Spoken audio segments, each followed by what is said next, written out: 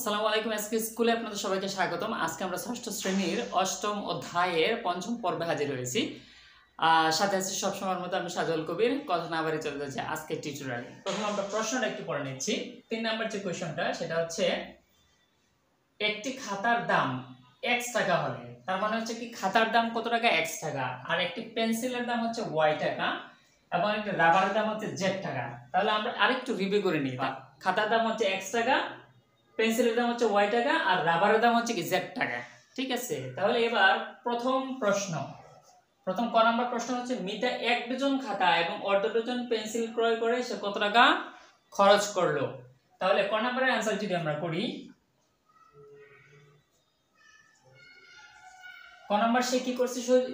Mita 1 dozen খাতা কি করে এবং অর্ধ ডজন পেন্সিল ক্রয় করে। তাহলে 1 ডজন মানে হচ্ছে কি 12, অর্ধ ডজন মানে হচ্ছে কি 12 অর্ধেক 6। তাহলে আমরা জানি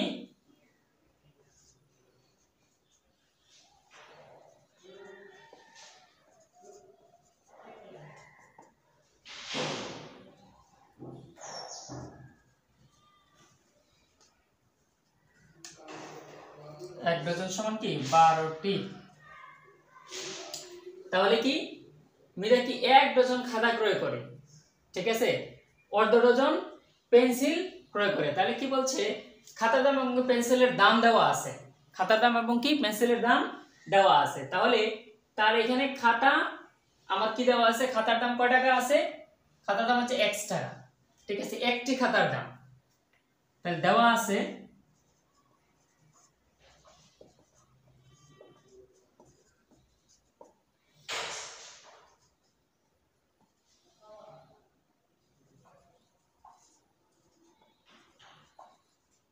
একটা খাতার দাম কত? x টাকা দেওয়া আছে। সুতরাং 12টি খাতার দাম কত টাকা হবে? 12x টাকা। অর্ধ ডজন কি পেন্সিল ক্রয় করছে। তাহলে অর্ধ ডজন মানে হচ্ছে কি, তাহলে এখানে আমরা লিখে ফেলি অর্ধ ডজন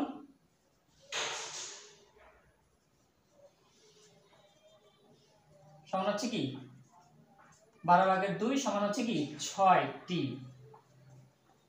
ওকে, তাহলে আবার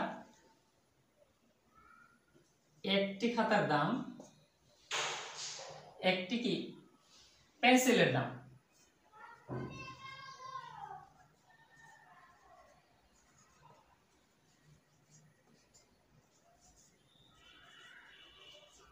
y টাকা। সুতরাং পেন্সিল অর্ধ ডজন মানে কয়টি? 6টি। 6টি পেন্সিলের দাম কত হবে? 6 অর্থাৎ 6y টাকা। তাহলে তার মোট খরচ, এটা হচ্ছে কি বাবদ খরচ? খাতা বাবদ খরচ। আর এটা হচ্ছে কি পেন্সিল বাবদ খরচ। তাহলে তার মোট খরচ কত? সুতরাং মিটার মোট খরচ হচ্ছে 12x যোগ 6y টাকা।